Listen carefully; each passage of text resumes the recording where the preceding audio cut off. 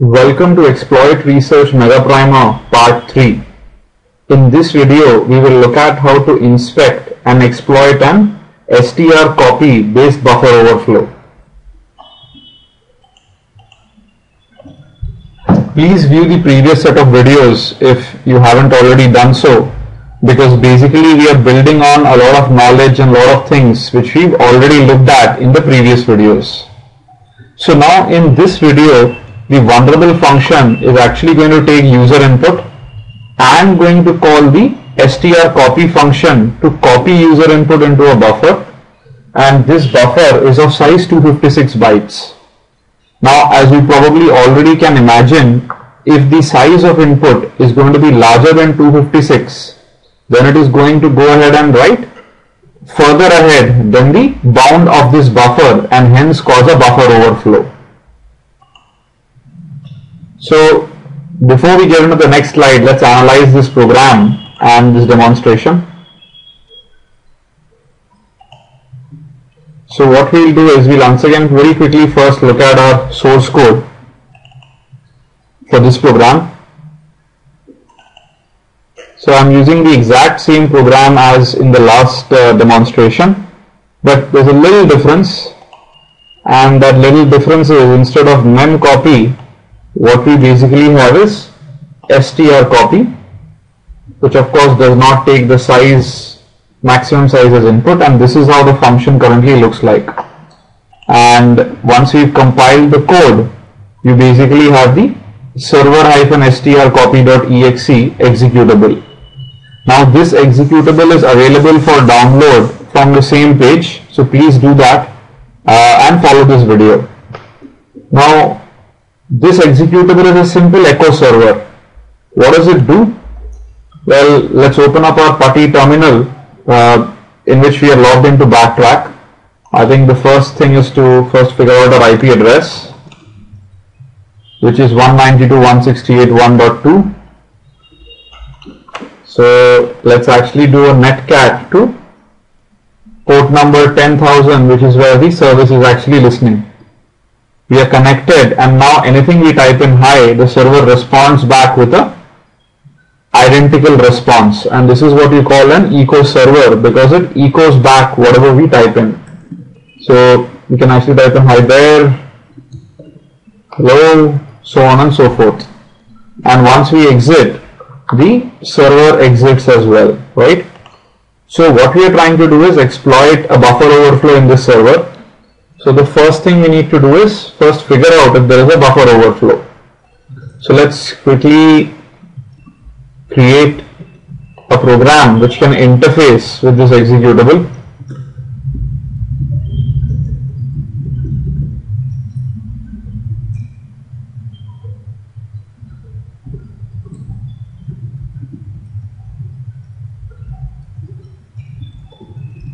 So I think what I'm typing in right now should be familiar.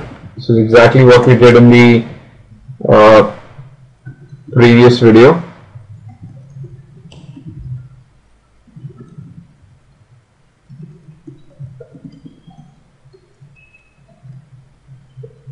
Then we go ahead and connect to the remote socket, give it the IP address which we'll take from user input, and the port number which we can hard code as 10,000. Then we send in a buffer which is identical to what we did in the last case. All is 2000 times. We send the buffer across and then we close the socket, right? Let's change permission so that we can make this an executable. And now let's go ahead and execute it with the remote server's address, which is 1.2. So we've run it, and now if we go to the remote server, there's been a crash, and let's click on the detailed report, and you would notice that all 41s are currently here. So the EIP has been overwritten with our capital A, because 41 is the ASCII value of capital A, as we've discussed in the previous video. So let's go ahead and now analyze the situation a little bit better. We'll open up Immunity Debugger and load this file through Immunity. So this is the disassembled version of the executable. Let's go ahead and run the program. Program is now running. It's listening to the socket 10,000. Now let me fire up the exploit program again, and as expected there is an error, and the good news is EIP has been overwritten. Now this is verified.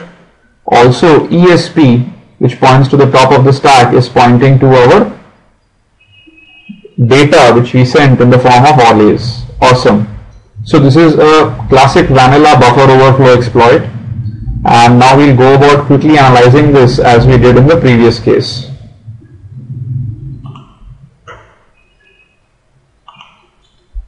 Right? So the first thing is to restart the program. And now if you remember, just like in the previous case, the whole idea is to send a pattern using the Metasploit tool.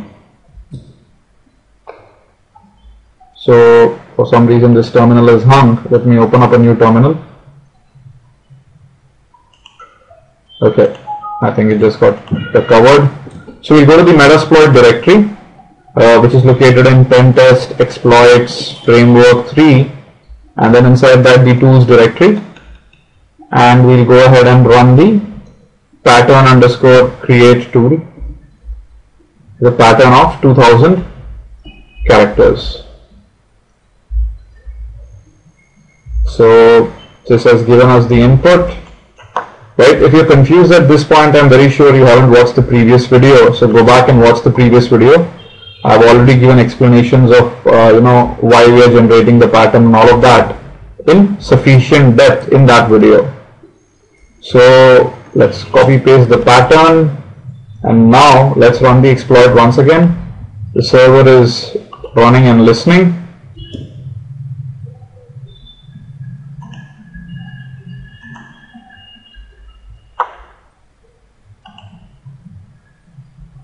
Right, the exploit went through and the server has crashed as expected. And if you can see, I mean, most of the data is identical to as in the previous example, but we'll kind of go ahead and verify it once again. So the first thing to figure out is the offset of EIP,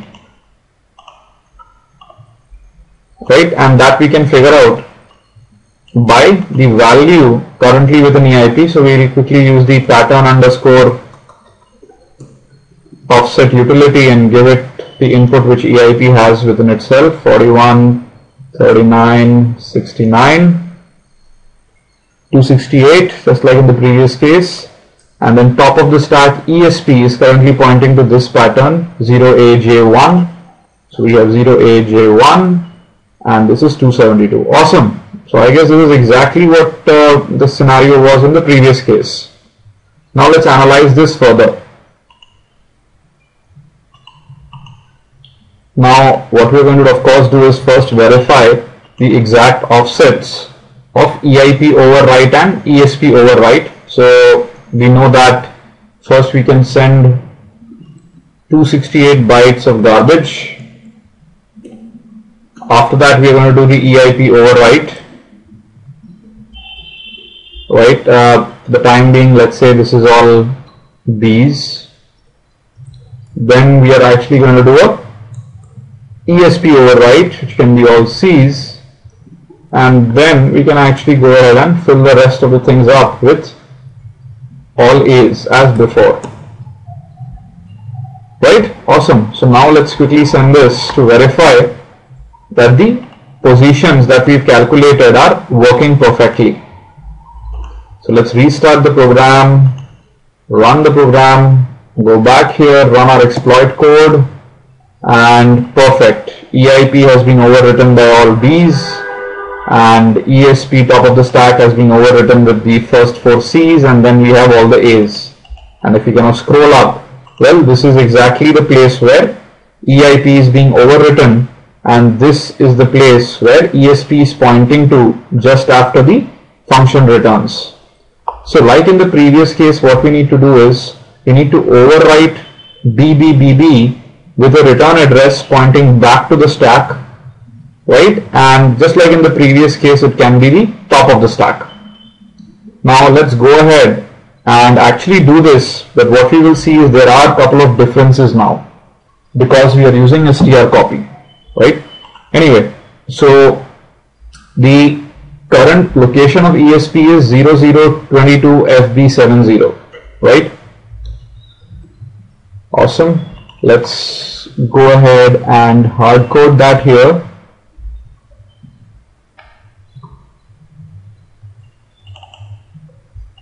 So let me write the reverse value of ESP. It's going to be 70 FB 2200, right? And at this point we are going to insert our shell code. So for that, of course, we're going to have to generate our shell code. And I think if you remember from the previous video, the first thing is to figure out which payload we want to use. We'll use the same payload as previously, which is going to launch a remote root shell on the system. So let's quickly wait for MSF payload to run.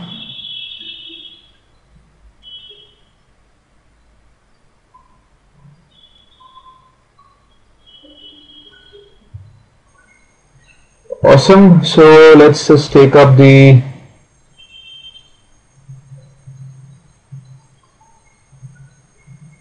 bind TCP. This is the exact same one as in the previous case. So we have MSF payload and we want the output in a CRA format. Right, we just go with the default options.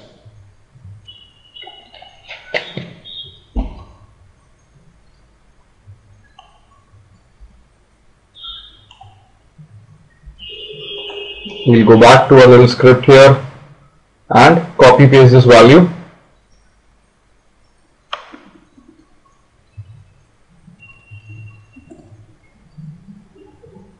We are ready to hit the experiment once again. Let's just quickly restart the program.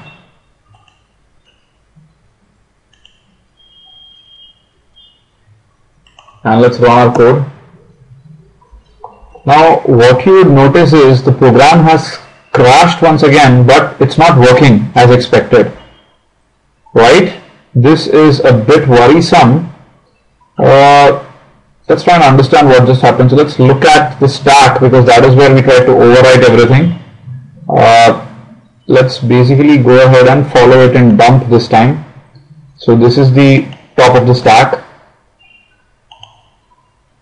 Okay, so if you notice, all the capital A's, basically if you try to map it with what we've sent right now, we first sent 268 A's, right? And this looks like this is the whole A dump, right? It's kind of coming down here and it is stopping at a point, after which, if you kind of remember our original program, we've kind of overwritten it with 0022 FB70. And this is exactly what we are seeing in reverse order, 0022 FB and 70. Now, after that we have our shell code, which is basically FCE8, 89 and all of that. But if you notice, for some reason, after 0, which is where we overwrote the return value, well, the rest of the characters don't really match. Right, we have tons of zeros and all of that and whatnot. So what happened? So this brings us to the discussion of bad characters. So let's quickly come back to the presentation to understand what this means. Now, bad characters basically are characters which are used to delimit input from the user. So what is the input we send to the program? That long string. Now, that long string was using the strcpy function to actually copy user input into the array which we overflowed. Now the problem really is that the 0x00 character is actually a null byte, and at that point strcpy thinks that basically the string has ended, and hence what is happening is the moment strcpy is encountering this value 0x00, which is the address of the top of the stack, part of the address, it actually terminates the string here entirely and doesn't even consider the rest of our input. So what happened is the only thing stored on the stack was just this. The rest of this was not stored at all. Right? Hence all our shellcode and anything after that just got discarded. So this is a problem, in which case what we figured out is 0x00 is actually the bad character. Now, how do we verify this? Well, the whole idea behind verification of bad characters is in the next slide. Now what we need to do is we need to send the program the full list of characters ranging from 0x00 to 0xff, and then using a debugger just like we did right now, we need to figure out if input breaks. If so, then we find the character which breaks it, and then we remove that character from the list and then go again back to point 1, and now with that reduced set of characters we again run the same experiment. Now at one point what we would notice is that input no longer breaks, which means that the rest of the characters can be used safely. So now let's try and do this in a practical way. So let's restart the program.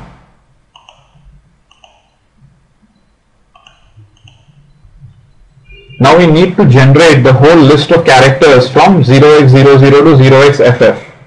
So for that, I mean, you could use other utilities as well, but I've just created a very simple program, not this one.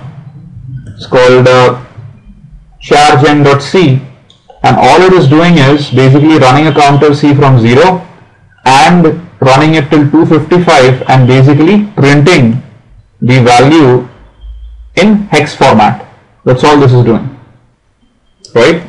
So if I kind of go ahead and run this program, it will go ahead and dump the entire list of characters in incremental order, 0x00, 0x01, 02, so on and so forth till 0xfe. Now what we need to do is I just need to copy this and then go back to my old program, and let's just quickly remove the shellcode because we really don't know what are the bad characters in this. And after the A's, let me just go ahead and paste this entire set of characters, and then post that I can actually paste a couple of A's once again, so that I know that the whole character set was actually covered. So at some point we'll know that after FF, if once again A start, then all the characters here are allowed and not bad characters which may break input, right? So having done this, let's go back. The program has started and it's running. Let me hit this once again.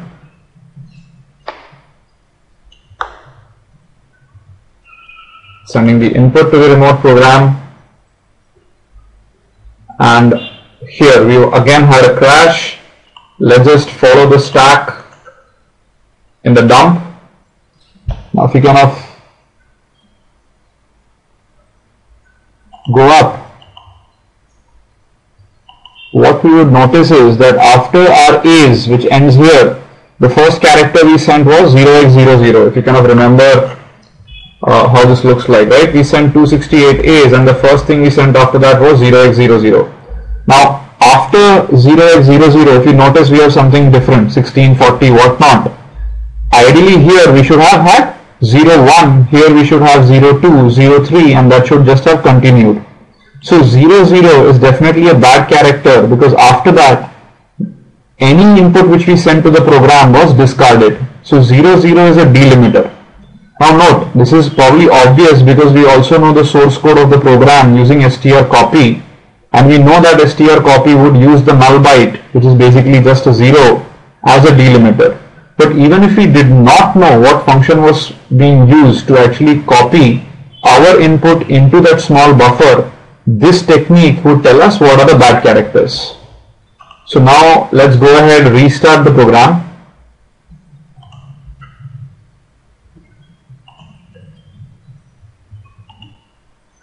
And we know that 0x00 is actually a bad character. So let's go ahead and remove it from our list.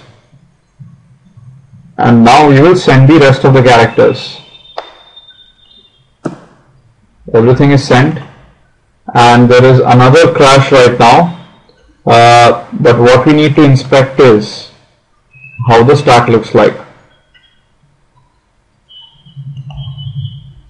Okay, awesome. So after 41 we have 01, which is the first character we send, then 02, 03, 04, and that is now continuing. What we need to see is if this ends with FF, and after that basically at 41 start again. Awesome. So FF in the incremental order of what we had, everything is on the stack right now, and after that we have our 41s, right, which is the pattern which we had sent. So this is exactly what we sent. We first have our 41s, which is all capital A, then we have 01 to FF, and then we finally have again the A's which were appended, and this is exactly what this is showing. So now we know that in our input 0x00 is a bad character which cannot appear anywhere in our shellcode. So let's go ahead, restart the program. Now there are basically two challenges. If you notice in the previous case, what did we do? Let's kind of go back to our presentation to get some idea. So in the previous case, we basically had the value of ESP, which was basically 0022 FB70 when it was actually crashing, not this value, and we basically ensured that after the returning, EIP is going to point here and we are going to continue execution. So basically we were overwriting the return value with the value of ESP, but here's a problem. The address ESP actually contains a 0.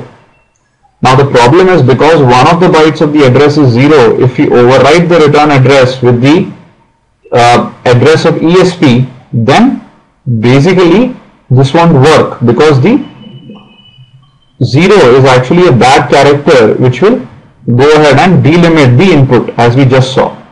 So what that means is that this technique currently cannot work by simply using ESP as the return address. So what are we going to do? Well, the whole idea is going to be that instead of using ESP as the return address, we're going to have some other return address, and that return address is actually going to point to a piece of code, basically somewhere probably in any DLL or probably anywhere even in the program's code, which actually has a jump ESP statement in it. So let's say MNXYABCD is basically that address which we're going to overwrite, which does not contain any zeros in it.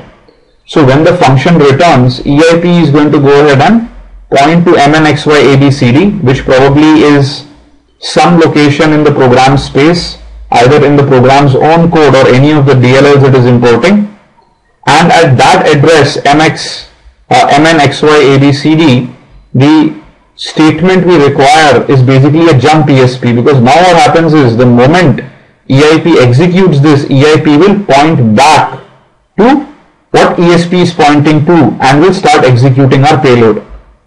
So basically the whole idea is we will now jump back to the stack indirectly by going ahead and using an address which contains an executable code which will force EIP to start executing from the stack, right?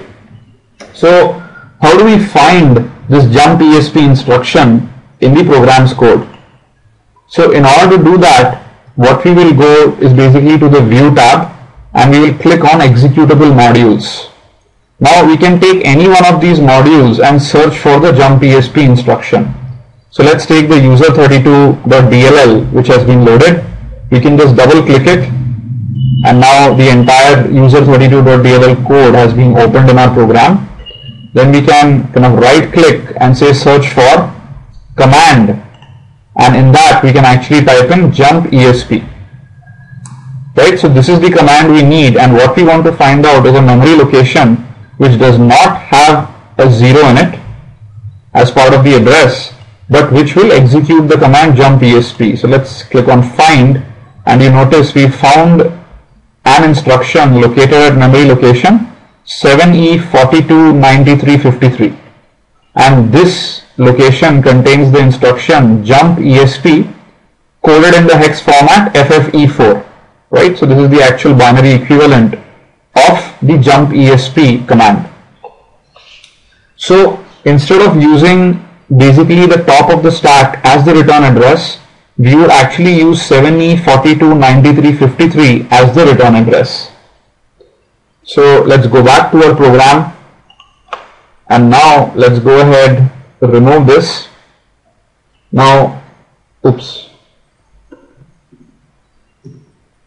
What I'm going to do is, we know at this point we're going to overwrite the return value after 268 bytes. So we're going to overwrite this with the address from the user 32 DLL, and this address in reverse order is 5393.42.7e. So we have 5393.42.7e. Let me just verify that once again. 5393.42.7e. 5393.42.7e. Perfect. Right? After that, what we are going to have is the top of the stack ESP. Now here there's something interesting. Typically we can start our shellcode if we are very sure that this is the return address, or what we can actually do is create something called a nope sled. Now what is a nope sled? Well, if we go ahead and add the hex value 90 onto the stack, this 90 actually stands for the NOP operation or no operation. So when the CPU gets this instruction 0x90, it doesn't do anything, it just moves on to the next instruction. Right? So it's consuming CPU cycles, but basically the CPU is not doing anything, it's not using any of the registers, nothing. Right? So having the nope instruction does not change the program flow in any way, and what we are planning to do is actually have a small sled of nopes as they call it, and then below that we would have our shellcode. Now the reason for this is a lot of times when writing buffer overflows, we might not be able to pinpoint the location of ESP with a lot of certainty, and this may be true where the ESP top of the stack may differ even based on different service packs. So what we really want is that instead of actually pinpointing the exact address, maybe to have some buffer, so that even if ESP kind of goes ahead and points anywhere between that small buffer area which we've created, then it will actually hit some place in the nope sled and then go down and our shellcode will execute. So in this example, we'll actually give 25 nopes, and after that we'll go ahead and add our shellcode. So don't worry if you've not understood the nope sled. We'll take up more examples in which we'll analyze why we need the nope sled and all of that in more detail. Just follow this for now.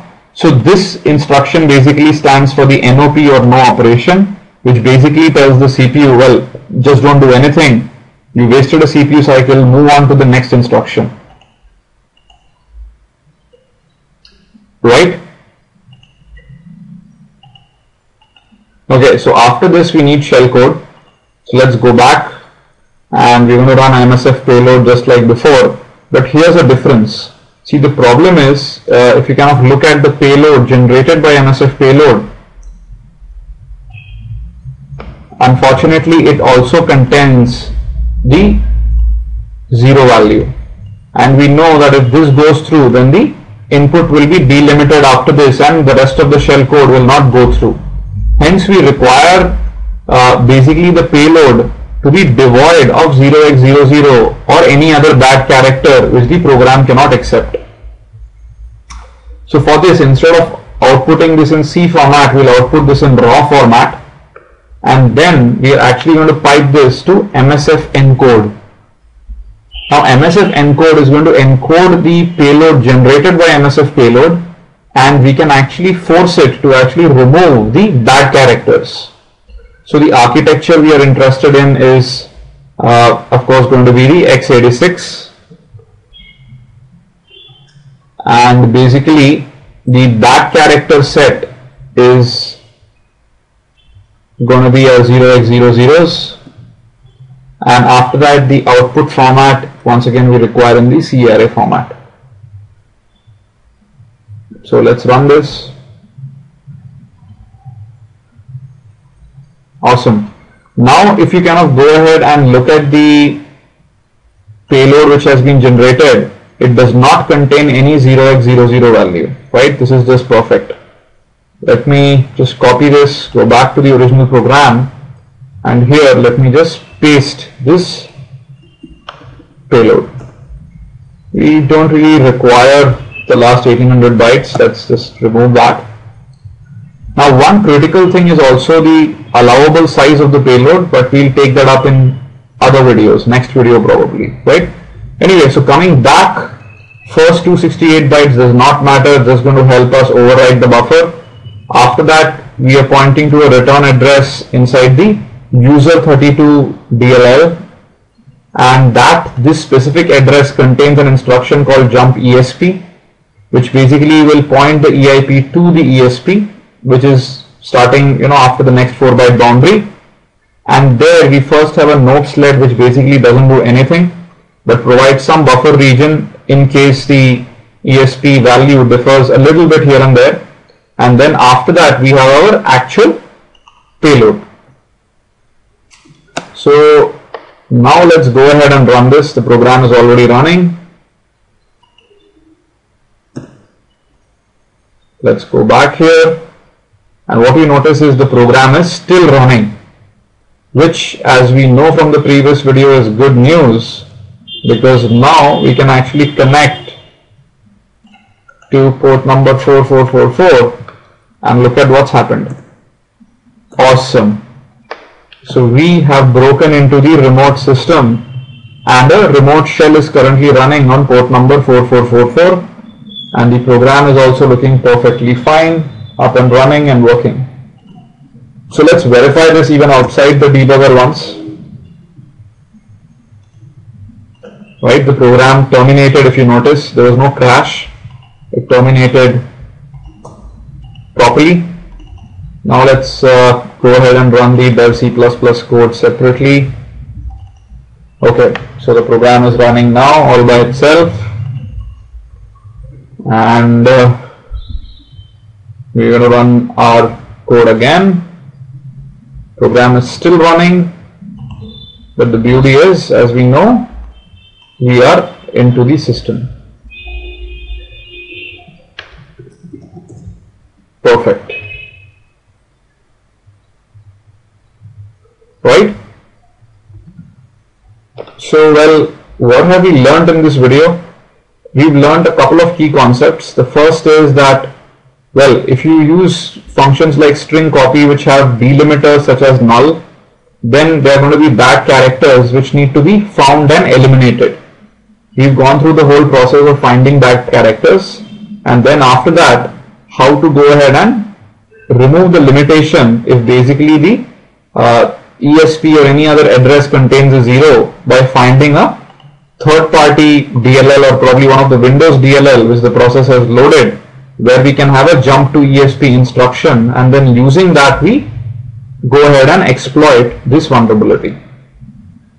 Right? So that's all for this video. I hope you enjoyed this. What I would request is please download the program server-strcpy.exe. It's available with this video, and please try it out. And one word of caution, if you're using a different service pack, your offsets and all of that may come out differently. So please ensure that you follow the process, but don't use the code as is, right? Just verify the different values of the offsets, because even across service packs, user32.dll may have the jump ESP instruction located somewhere different. Okay? Hope you enjoyed. Please leave your comments behind. I always look forward to your comments and to learning more from you. Thank you. Bye-bye. See you in the next series. The next video, sorry.